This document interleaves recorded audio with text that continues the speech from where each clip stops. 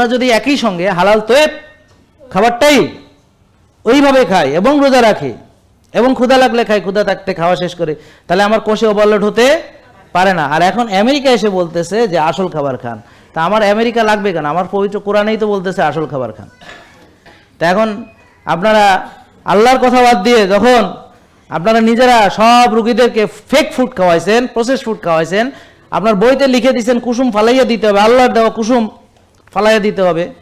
আপনি যখন বলছেন যে ঘি খাওয়া যাবে না, আপনি যখন বলছেন যে তেল খাওয়া যাবে না, বুঝতে পারছেন? আপনারা জানেন না যে একটা জাতির উপরে, মনে হয় ইহুদি জাতি হবে, আল্লাহ তাআলা হারাম করেছিলেন চর্বি খাওয়া শাস্তি স্বরূপ।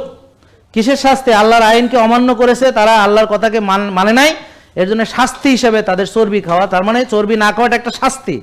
তারা সেই শাস্তি আপনাদের উপর চাপায় দিছে। এই 60 বছর ধরে এই যে চর্বি না খাওয়ার যে ইতিহাস, এটা এখন FDA নিজেই কবর দিয়েছে। আমেরিকা বলছে যে না, এটা ডগমা ছিল, এটা ভুল ছিল।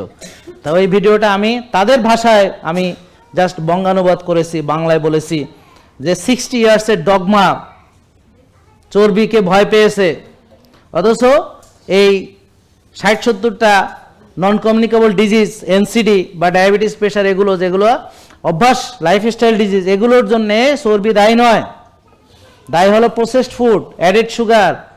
বুঝতে পারছেন? এখন তারা এই কথাগুলো বলতেছে।